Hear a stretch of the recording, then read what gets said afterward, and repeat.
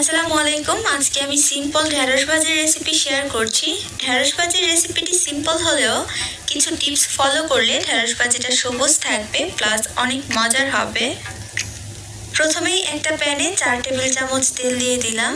তেলটা হালকা গরম করে নিয়ে দিয়ে দিচ্ছি 4টা মিডিয়াম সাইজের পেঁয়াজ কুচি আর দিয়ে দিচ্ছি কাঁচামরিচ। কাঁচামরিচ আমি 6 থেকে 7টা পুরোপুরি ফালি করে নিয়েছি। এতে করে ভাজিটা একটু ঝালঝাল হবে।